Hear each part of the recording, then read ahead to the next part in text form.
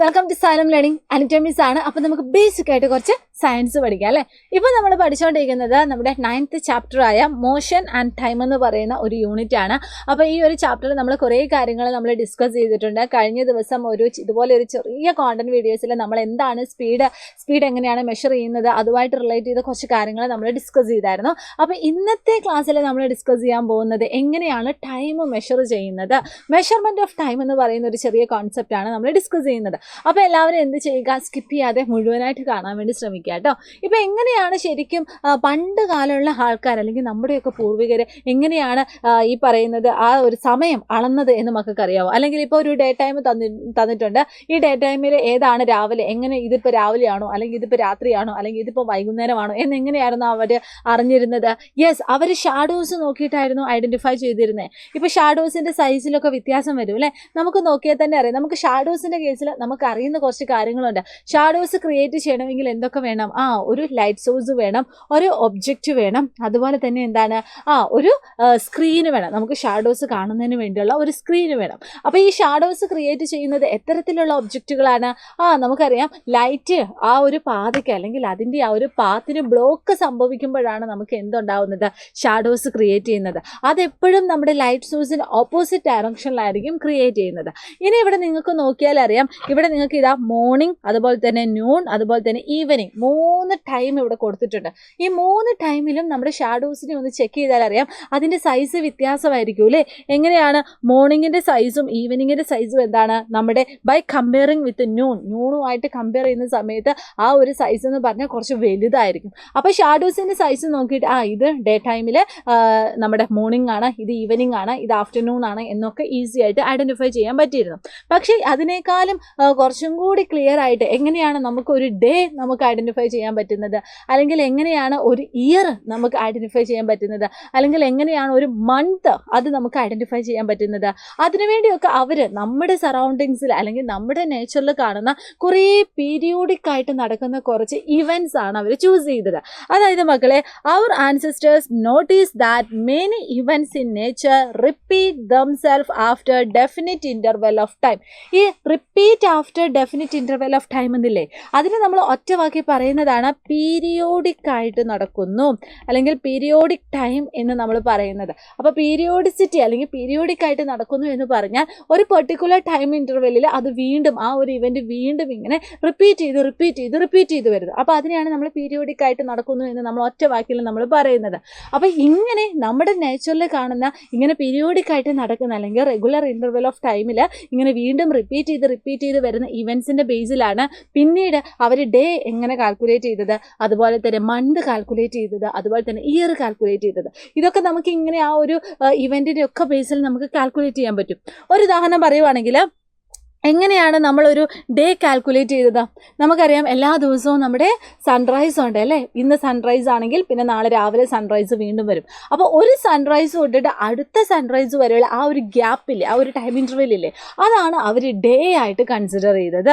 Okay, ഒന്ന് ആലോചിച്ച് നോക്കി. അങ്ങനെ തന്നെയല്ലേ നമ്മളിപ്പോഴും കൺസിഡർ ചെയ്യുന്നത്. യെസ്, ഒരു ഡേ എന്ന് പറഞ്ഞാൽ ഒരു സൺറൈസ് തൊട്ടിട്ട് നെക്സ്റ്റ് അടുത്ത സൺറൈസ് വരെയാണ് നമ്മൾ എന്ത് കൺസിഡർ ചെയ്യുന്നത്, ഡേ നമ്മൾ കൺസിഡർ ചെയ്യുന്നത്. അങ്ങനെയാണെങ്കിൽ ഒരു മന്ത് എങ്ങനെയാണ് നമ്മൾ കൺസിഡർ ചെയ്യുന്നത്? മന്ത് നമ്മൾ കൺസിഡർ ചെയ്യുന്നത് ന്യൂ മൂൺ ഡേയിൻ്റെ ബേസിലാണ്. അതായത് ഒരു ന്യൂ മൂൺ ഡേ തൊട്ടിട്ട് അടുത്ത ന്യൂ മൂൺ ഡേ വരെയാണ് നമ്മൾ ഒരു മാസമായിട്ട് നമ്മൾ കൺസിഡർ ചെയ്യുന്നത്. അപ്പോൾ ഈ ന്യൂ മൂൺ ഡേ എന്ന് പറഞ്ഞാൽ എന്താണെന്ന് നമുക്കൊക്കെ അറിയാവോ? ചിലപ്പോൾ നിങ്ങൾ കറുത്തവാവ് വെളുത്തവാവ് എന്നൊക്കെ കേട്ടിട്ടുണ്ടാവും. അതിൽ കറുത്തവാവാണ് നമ്മുടെ ന്യൂ മൂൺ ഡേ.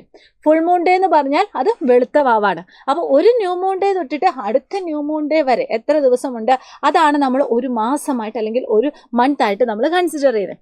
ഇനി ഒരു വർഷം, ഒരു ഇയർ ആയിട്ട് നമ്മൾ എങ്ങനെ കൺസിഡർ ചെയ്യുന്നത്? നമുക്കറിയാം നമ്മുടെ സോളാർ സിസ്റ്റത്തിൽ ഏറ്റവും സെൻട്രൽ ആരുണ്ടാവും? യെസ്, നമ്മുടെ സണ്ണുണ്ടാവും. സണ്ണിന് ചുറ്റും ഒരു ഡെഫിനിറ്റ് പാത്തിൽ ആര് കറങ്ങുന്നുണ്ട്? നമ്മുടെ എർത്ത് കറങ്ങുന്നുണ്ട്. അങ്ങനെ ഒരു തവണ നമ്മുടെ എർത്തിന്, നമ്മുടെ സൂര്യന് ചുറ്റും ഇങ്ങനെ റിവോൾവ് ചെയ്യാനെടുക്കുന്ന സമയം, അതിനെയാണ് നമ്മൾ 1 ഇയർ ആയിട്ട് നമ്മൾ കൺസിഡർ ചെയ്യുന്നത്. അത് എത്ര ദിവസമായിരുന്നു? 365 ഡേയ്സ് ആയിരുന്നു. അപ്പോൾ ഈ പറയുന്ന ഇതൊക്കെ എന്താണ്, പീരിയോഡിക് ആയിട്ട് ഇങ്ങനെ നടക്കുന്ന കാര്യങ്ങളാണല്ലേ. നമുക്ക് ഒരു തവണ നമ്മുടെ സൂര്യന് ചുറ്റും നമ്മുടെ ഭൂമി ഇങ്ങനെ റിവോൾവ് ചെയ്ത് കഴിഞ്ഞാൽ പിന്നെ അതിങ്ങനെ സ്റ്റാച്ചു ആയിട്ട് നിൽക്കുവാണോ ചെയ്യുന്നത്? ചെയ്യുന്നത്? അല്ല, അത് വീണ്ടും ഇങ്ങനെ റിപ്പീറ്റ് ചെയ്തുകൊണ്ടിരിക്കുക ചെയ്യുന്നത്.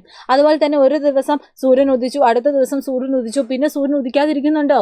ഇല്ല, അതിങ്ങനെ കണ്ടിന്യൂസ് ആയിട്ട് ഒരു റെഗുലർ ഇൻ്റർവൽ ടൈമിൽ ഇങ്ങനെ റിപ്പീറ്റ് ചെയ്തുകൊണ്ടിരിക്കുക. പിന്നെ ഒരു തവണ മാത്രമേ ന്യൂ മൂൺ ഡേ തൊട്ടിട്ട് അടുത്ത ന്യൂ മൂൺ ഡേ വരുള്ളൂ? അല്ല, വീണ്ടും ന്യൂ മൂൺ ഡേയ്സ് ഇങ്ങനെ വരുന്നുണ്ട്. അപ്പോൾ ഇതൊക്കെ എന്താണ്? ഇങ്ങനെ റെഗുലർ ടൈമിൽ ഇങ്ങനെ റിപ്പീറ്റ് ചെയ്ത് നടക്കുന്നതാണ്. പക്ഷേ ഇതിനേക്കാളും കുറച്ചും കൂടി അക്യുറേറ്റ് ആയിട്ട്, കുറച്ചും കൂടി നല്ല ഒരു ടൈം, ഈ ഒരു ടൈം നമുക്ക് മനസ്സിലാക്കണമെങ്കിൽ അതിനുവേണ്ടി നമ്മൾ എന്താ യൂസ് ചെയ്തത്? അങ്ങനെയാണ് നമ്മൾ ഈ പറയുന്ന ക്ലോക്കും അതുപോലെ തന്നെ വാച്ചുകളും ഒക്കെ നമ്മൾ ഇൻട്രൊഡ്യൂസ് ചെയ്തത്. Yes, clocks or watches are perhaps the most common time measuring devices. Okay, അപ്പോൾ ഈ പറയുന്ന നമ്മുടെ നാച്ചുറൽ ഇവൻറ്റ്സ് ഒക്കെ നമ്മൾ എന്താണ്, അതൊക്കെ നമുക്ക് ഈ പറയുന്ന ഡേ ഏതാണ്, അല്ലെങ്കിൽ മന്ത് ഏതാണ്, ഇയർ ഏതാണ് എന്നൊക്കെ ഇതിനെപ്പറ്റി ഒരു ഐഡിയ തന്നാലും കുറച്ചും കൂടി അക്യുറേറ്റ് ആയിട്ടുള്ള ടൈം നമുക്ക് മെഷർ ചെയ്യുന്നതിന് വേണ്ടി നമ്മൾ യൂസ് ചെയ്യുന്നതാണ് നമ്മുടെ ക്ലോക്കും അതുപോലെ തന്നെ വാച്ചും ഒക്കെ. പക്ഷെ അതിൻ്റെ ആ ഒരു എന്താ പറയുക, അതിൻ്റെ ആ ഒരു വർക്കിംഗ്, ഈ പറയുന്ന ക്ലോക്കിൻ്റെ ഒക്കെ വർക്കിംഗ് എന്ന് പറഞ്ഞാൽ എന്താണ്, കുറച്ചും കൂടി കോംപ്ലക്സ് ആണ്. ഈ ക്ലോക്കിൽ നിങ്ങൾ നോക്കിയാൽ എപ്പോഴും നമ്മൾ ഫോളോ ചെയ്യുന്ന ഒരു മോഷൻ ഉണ്ട്, അതാണ് പീരിയോഡിക് മോഷൻ.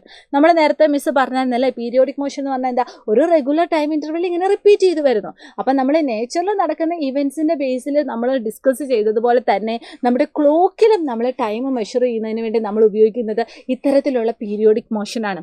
അപ്പോൾ ഇതിനെ നമ്മൾ ഒരു പേര് വിളിക്കും, അതാണ് നമ്മുടെ simple pendulum. That means most well known periodic മോഷനാണ് സിമ്പിൾ പെൻഡുലം എന്ന് പറയുന്നത്. ഓക്കെ, ഇത് മക്കൾ എന്ത് ചെയ്യുക, ഓർത്തിരിക്കുക. അപ്പോൾ ക്ലോക്കിൽ നമ്മൾ യൂസ് ചെയ്യുന്നത് ഇതുപോലെ പീരിയോഡിക് ആയിട്ടുള്ള മോഷനാണ് എന്ന് മക്കൾ ഓർത്തിരിക്കുക. അപ്പം നമ്മൾ ഒരു എക്സാമ്പിൾ നമ്മൾ പറഞ്ഞല്ലേ, പീരിയോഡിക് മോഷൻ ഒരു എക്സാമ്പിളാണ് സിമ്പിൾ പെൻഡുലം എന്ന് പറഞ്ഞത്. അപ്പോൾ സിമ്പിൾ പെൻഡുലം എന്താണെന്ന് നമുക്കൊന്ന് നോക്കണം അല്ലേ. സിമ്പിൾ പെൻഡുലം പഠിക്കുന്ന സമയത്ത് നിങ്ങൾ പ്രധാനമായിട്ടും 3 കാര്യങ്ങൾ പഠിക്കണം. ഫസ്റ്റ് എന്താണ്, ഈ സിമ്പിൾ പെൻഡുലം എന്ന് പറഞ്ഞാൽ നമ്മൾ ഇതുപോലെ ഒരു ബോളോ അല്ലെങ്കിൽ ഒരു മെറ്റൽ ബോളോ അല്ലെങ്കിൽ എന്താണ്, അതിനെ നമ്മൾ ഒറ്റ വാക്കിൽ ബോബ് എന്നാണ് പറയുന്നത്. യെസ്, എന്താണ് ബോബ്? നമ്മൾ ചിലപ്പോൾ അത് മെറ്റൽ ബോൾ ആയിരിക്കും, പക്ഷെ നമ്മൾ പേര് വിളിക്കുന്നത് എന്താണ്, ബോബ്. അപ്പോൾ അതിൻ്റെ ഒരു പ്രധാനപ്പെട്ട ഭാഗമാണ് നമ്മുടെ ബോബ് എന്ന് പറയുന്നത്. ഈ ബോബ് നമ്മൾ എങ്ങനെ തൂക്കിയിടുന്നത്? ഒരു ത്രെഡ് ഉപയോഗിച്ചിട്ടാണ് തൂക്കിയിടുന്നത്. ആ ഒരു ത്രെഡാണ്, ആ ഒരു ത്രെഡിൻ്റെ ലെങ്ത് എന്ന് പറഞ്ഞാൽ ഇവിടെ വളരെ ഇമ്പോർട്ടൻ്റ് ആണ്. അതാണ് നമ്മുടെ ലോങ് ത്രെഡ് എന്ന് പറയുന്ന ഈ ഒരു ഭാഗം. ഇനി അതിങ്ങനെ നമ്മളിങ്ങനെ കൈ പിടിച്ചുകൊണ്ടിരിക്കുകയല്ല ചെയ്യുന്നത്. സാധാരണഗതിയിൽ നമ്മൾ എന്താണ്, ഒരു റിജിഡ് സപ്പോർട്ടിൽ അതിങ്ങനെ ഉറപ്പിച്ച് നിർത്തുക ചെയ്യുന്നത്. അപ്പോൾ ഇതാണ് നമ്മുടെ റിജിഡ് സപ്പോർട്ട്. അപ്പോൾ സിമ്പിൾ പെൻഡുലം ഇതിനെപ്പറ്റി ഒരു ഐഡിയ നിങ്ങൾക്ക് വരണമെങ്കിൽ നിങ്ങൾ ഈ ഒരു ചിത്രം ഒന്ന് ഇമാജിൻ ചെയ്താൽ മതി. ഒരു റിജിഡ് സപ്പോർട്ട് ഉണ്ടാവും, ആ റിജിഡ് സപ്പോർട്ടിൽ ഒരു ത്രെഡിൽ തൂക്കിയിട്ടിട്ടുള്ള ഒരു മെറ്റൽ ബോൾ, അതിനെ നമ്മൾ ബോബ് എന്നാണ് വിളിക്കുന്നത്. ഇതാണ് നമ്മുടെ സിമ്പിൾ പെൻഡുലത്തിന് സെറ്റപ്പ് എന്ന് പറയുന്നത്. ഇനി നമ്മൾ ഇവിടെ എങ്ങനെയാണ് അതിൻ്റെ പീരിയോഡിക് മോഷൻ മനസ്സിലാക്കുന്നതെന്ന് അറിയാമോ? നമ്മൾ ഈ സിമ്പിൾ പെൻഡുലത്തിനെ ഒരു ഭാഗത്തേക്കൊന്ന് ചെറുതായിട്ടൊന്ന് നീക്കിയിട്ട് നമ്മൾ റിലീസ് ചെയ്യുമ്പോൾ എന്താ സംഭവിക്കുക, അതിങ്ങനെ മൂവ് ചെയ്യാൻ വേണ്ടി തുടങ്ങും. ശരിയല്ലേ, അതിങ്ങനെ മൂവ് ചെയ്യാൻ വേണ്ടി തുടങ്ങും. ഇപ്പം നിങ്ങൾ നോക്കിയാൽ നമ്മുടെ സിമ്പിൾ പെൻഡുലം എന്ന് പറഞ്ഞാൽ റെസ്റ്റിലാണ്. അപ്പോൾ റെസ്റ്റിലിരിക്കുന്ന ഈ ഒരു പൊസിഷനെ നമ്മൾ വിളിക്കുന്ന പേരാണ് മീൻ പൊസിഷൻ എന്ന് നമ്മൾ പറയുന്നത്. എന്താണ് മീൻ പൊസിഷൻ? അതിങ്ങനെ സ്റ്റാച്ചു ആയിട്ട് ഇരിക്കുകയാണ് ചെയ്യുന്നത്. അപ്പോൾ ഈ ഒരു ചിത്രം നോക്കിയാൽ നിങ്ങൾക്കറിയാം, ഇവിടെ എ എന്ന് കൊടുത്തിരിക്കുന്നതാണ്, ഈ എ എന്ന് കൊടുത്തിരിക്കുന്നതാണ് നമ്മുടെ മീൻ പൊസിഷൻ അല്ലെങ്കിൽ സെൻറ്റർ പൊസിഷൻ എന്ന് പറയുന്നത്. എന്നിട്ട് നമ്മൾ എന്താ ചെയ്യുന്നത്, ഇവിടെ നിങ്ങൾക്ക് 3 പോയിന്റ് കാണാൻ വേണ്ടി പറ്റും. ഒന്ന് ഇവിടെ എ ആണ്, പിന്നെ ഇതാ ബി ആണ്, പിന്നെ ഇതാ സി ആണ്. ഓക്കെ, ഇനി നമ്മൾ എന്താ ചെയ്യുന്നതെന്ന് വെച്ചാൽ ആ മീൻ പൊസിഷനിലുള്ള ഈ ബോളിനെ നമ്മളിതാ ബി എന്ന് പറയുന്ന ഈ ഒരു ഭാഗത്തേക്ക് നമ്മൾ ചെറുതായിട്ടൊന്ന് എന്താണ് നീക്കി വെച്ചു.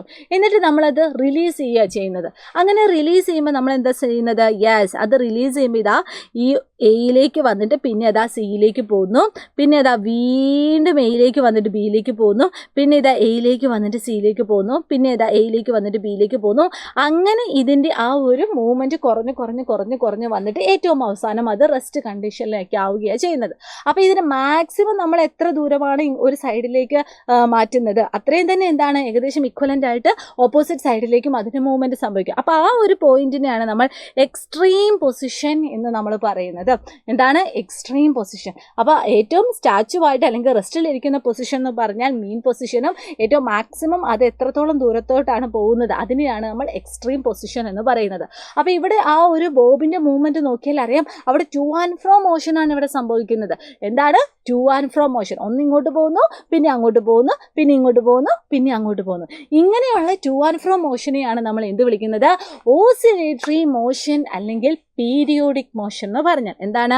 The two and fro motion of A simple pendulum is an example of A periodic or oscillatory motion. അപ്പോൾ പീരിയോഡിക് മോഷന് എക്സാമ്പിൾ പറഞ്ഞാലും അല്ലെങ്കിൽ നമ്മുടെ ഓസിലേറ്ററി മോഷൻ എക്സാമ്പിൾ പറഞ്ഞാലും നമുക്ക് എന്ത് പറയാൻ വേണ്ടി പറ്റും? നമ്മുടെ സിമ്പിൾ പെൻഡുലത്തിൻ്റെ ആ ഒരു മോഷൻ നമുക്ക് പറയാൻ വേണ്ടി പറ്റും. ഇനി നമ്മൾ നോക്കാൻ പോകുന്നത് വേറെ ഒരു നമ്മൾ നേരത്തെ പറഞ്ഞ അതേ നമ്മുടെ സിമ്പിൾ പെൻഡുലത്തിൻ്റെ വേറെ ഒരു പ്രത്യേകതയാണ്.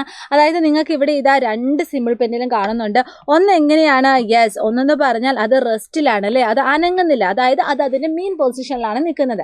രണ്ടാമത്തെ ആ ഒരു ചിത്രം നോക്കിയാൽ നമുക്കറിയാം അതിലെന്താണ് മൂവ്മെൻറ്റ് സംഭവിച്ചിട്ടുണ്ട്. നമ്മൾ ആ ഒരു ബോബ് എന്താണ് ഒരു ഭാഗത്തേക്ക് നീക്കിയിട്ട് നമ്മൾ അത് റിലീസ് ചെയ്യുന്നു. അപ്പോൾ ഓട്ടോമാറ്റിക്കലി നമ്മുടെ ബോബ് ഇങ്ങനെ മൂവ് ചെയ്തിട്ട് ഏറ്റവും അവസാനം മീൻ പൊസിഷനിലേക്ക് എത്തുന്നുണ്ട്.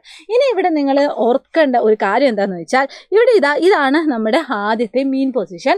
എന്നിട്ട് നമ്മൾ എന്ത് ചെയ്തു? ഈ ഒരു മീൻ പൊസിഷനിലുള്ള ആ ഒരു ബോബിനെ നമ്മൾ ബിയിലേക്ക് അത്രയും ഭാഗത്തേക്ക് നമ്മളൊന്ന് നീട്ടി എന്നിട്ട് നമ്മൾ എന്ത് ചെയ്തു? റിലീസ് ചെയ്തു. അപ്പോൾ ഇങ്ങോട്ടേക്ക് വന്നു. പിന്നെ ഇവിടം വരെ എത്തി. അതായത് എവിടുന്ന് സ്റ്റാർട്ട് ചെയ്തോ അവിടുന്ന് തുടങ്ങിയിട്ട് ആ ഒരു ഭാഗത്ത് തന്നെ എൻഡ് ചെയ്യുമ്പോൾ നമ്മളപ്പം പറയുന്നത് എന്താണ്? അത് ഒരു ഓസിലേഷൻ കംപ്ലീറ്റ് ആക്കി എന്നാണ് പറയുന്നത്. അതായത് ഇവിടെ ഇപ്പോൾ എന്താ സംഭവിച്ചത്? ഓയിൽ നിന്ന് സ്റ്റാർട്ട് ചെയ്ത് നമ്മൾ ബിയിലേക്ക് എത്തി, ബിയിൽ നിന്ന് പിന്നെ നമ്മൾ എയിലേക്ക് എത്തി, എന്നിട്ട് നമ്മൾ ഓയിലേക്ക് എത്തി അല്ലേ. അപ്പോൾ ആ ഒരു ഭാഗത്തിന് അല്ലെങ്കിൽ അത്രയും ദൂരം അത് സഞ്ചരിച്ചിട്ടുണ്ട്. അപ്പോൾ നമ്മൾ പറയും അതിന് ഒരു ഓസിലേഷൻ കംപ്ലീറ്റ് ആയെന്ന് പറയും. ഇതിപ്പോൾ എപ്പോഴും ഈ ഓ എന്ന് പറയുന്ന ഭാഗത്ത് തന്നെ സ്റ്റാർട്ട് ചെയ്യണമെന്നൊന്നുമില്ല. ഇനി നേരെ മറിച്ച് നിങ്ങൾക്ക് ബിയിൽ നിന്നാണ് നമ്മൾ ഈ ഒരു മൂവ്മെൻറ്റ് സ്റ്റാർട്ട് ചെയ്യുന്നതെന്ന് വിചാരിക്കുക. അതായത് ബിയിൽ നിന്ന് സ്റ്റാർട്ട് ചെയ്ത് നമ്മൾ എയിലേക്ക് എത്തി, പിന്നീട് നമ്മൾ അവസാനം ബിയിലേക്ക് വരികയാണെങ്കിൽ പോലും എന്താണ്? നമ്മൾ അവിടെ ഒരു ഓസിലേഷൻ കംപ്ലീറ്റ് ചെയ്തു എന്ന് നമ്മൾ പറയും. അപ്പോൾ ഒരു ഓസിലേഷൻ എന്ന് പറയുമ്പോൾ എവിടെ നിന്നാണോ സ്റ്റാർട്ട് ചെയ്തത് അവിടെ തന്നെ അത് എൻഡ് ചെയ്യുന്നു. അത്രയും ആ ഒരു ദൂരത്തിനെയാണ് അല്ലെങ്കിൽ അത്രയും ആ ഒരു ഭാഗത്തിനെ ആ ഒരു മൂവ്മെൻറ്റിനെയാണ് നമ്മൾ 1 ഓസിലേഷൻ എന്ന് നമ്മൾ പറയുന്നത്. ഇങ്ങനെ ഒരു ഓസിലേഷൻ പൂർത്തിയാക്കാൻ എടുക്കുന്ന ആ ഒരു ടൈമിനെ നമ്മൾ വിളിക്കുന്ന പേരാണ് മക്കളെ ടൈം പീരീഡ് എന്ന് പറയുന്നത്. എന്താണ്? Time period. അപ്പോൾ എന്താണ് ടൈം പീരീഡ് എന്ന് ചോദിച്ചാൽ time taken by the pendulum to complete 1 oscillation. ഒരു ഓസിലേഷൻ കംപ്ലീറ്റ് ചെയ്യാൻ എടുക്കുന്ന ടൈമിനെയാണ് നമ്മൾ ടൈം പീരീഡ് എന്ന് പറയുന്നത്. ഒരു ഓസിലേഷൻ എന്ന് പറഞ്ഞാൽ എവിടെ നിന്നാണോ നമ്മുടെ ബോബ് സ്റ്റാർട്ട് ചെയ്യാൻ തുടങ്ങിയത് അവിടെ തന്നെ അത് അവസാനിക്കുന്നു. അത്രയും ആ ഒരു ഭാഗത്തിനെയാണ് നമ്മൾ ഒരു ഓസിലേഷൻ എന്ന് നമ്മൾ പറയുന്നത്. അപ്പോൾ ടൈം പീരീഡ് കണ്ടുപിടിക്കാനൊക്കെ നിങ്ങൾക്ക് എന്താണ് ക്വസ്റ്റ്യൻസ് ഉണ്ടായിരിക്കും. അപ്പോൾ ഇതൊക്കെ നിങ്ങൾ പഠിക്കുക കേട്ടോ. ടൈം പീരീഡിനെ നമ്മൾ ക്യാപിറ്റൽ T വെച്ചിട്ടാണ് നമ്മൾ പറയുന്നത്. അപ്പോൾ ഇത്രയും കാര്യങ്ങൾ നമ്മൾ ഈ പറയുന്ന ടൈം മെഷർമെൻറ്റിനെ പറ്റി നമ്മൾ ഡിസ്കസ് ചെയ്തിട്ടുണ്ട്. ഏറ്റവും സ്റ്റാർട്ടിങ്ങിൽ നമ്മുടെ നേച്ചറിൽ കാണുന്ന ഇങ്ങനെ പീരിയോഡിക് ആയിട്ട് നടക്കുന്ന ഇവൻറ്റിൻ്റെ ബേസിൽ ഡേയും മന്തും ഇയറും ഒക്കെ ആയിരുന്നു നമ്മൾ ഐഡൻറ്റിഫൈ ചെയ്യാൻ പറഞ്ഞത്. പിന്നെ കുറച്ചും കൂടി അക്യുറേറ്റ് ആയിട്ടുള്ള ക്ലോക്കും വാച്ചിൻ്റെ കേസിൽ നമ്മൾ പറഞ്ഞു. ഇവരൊക്കെ ഫോളോ ചെയ്യുന്നത് പീരിയോഡിക് മോഷനാണെന്ന് പറഞ്ഞു. അതിന് എക്സാമ്പിളാണ് സിമ്പിൾ പെൻഡുലം എന്ന് പറഞ്ഞു. ഇനി സിമ്പിൾ പെൻഡുലത്തിൽ എങ്ങനെയാണ് പീരിയോഡിക് മോഷൻ നടക്കുന്നതെന്ന് പറഞ്ഞു. അതിലെന്താണ് ഓസിലേഷൻ, അതിലെന്താണ് ടൈം പീരീഡ് എന്ന് നമ്മൾ ഡിസ്കസ് ചെയ്തിട്ടുണ്ട് അല്ലേ. അപ്പോൾ മക്കളെല്ലാവരും എന്ത് ചെയ്യുക? ഇങ്ങനെ നമ്മുടെ ക്ലാസ് 7 CBSE സയൻസ് ടെക്സ്റ്റ് ബുക്കിൽ ഓരോ ചാപ്റ്റേഴ്സിൻ്റെയും ബേസിൽ വരുന്ന എല്ലാ കോണ്ടന്റ് വീഡിയോസും എല്ലാ റെക്കോർഡഡ് വീഡിയോസും നിങ്ങൾ എന്ത് ചെയ്യുക? കാണുക. അതുപോലെ തന്നെ നമ്മുടെ ചാനലിൽ അപ്ലോഡ് ചെയ്യുന്ന ലൈവ് ക്ലാസ്സുകളും ഇനി വരാൻ പോകുന്ന ലൈവ് ക്ലാസ്സുകളും മറക്കാതെ സ്കിപ്പ് ചെയ്യാതെ കാണുക. നിങ്ങളുടെ ഫ്രണ്ട്സിന് അയച്ചു കൊടുക്കുകയും ചെയ്യുക കേട്ടോ. അപ്പോൾ നിങ്ങൾക്ക് ഇനി ഏത് ടോപ്പിക്കാണ് വേണ്ടത് എന്ന് നിങ്ങൾക്ക് എന്ത് ചെയ്യാൻ വേണ്ടി പറ്റും? നമ്മുടെ കമൻറ്റ് ബോക്സിൽ നിങ്ങൾക്ക് അറിയിക്കാൻ വേണ്ടി പറ്റും. അപ്പോൾ anyway all the very best and thank you so much. Bye bye.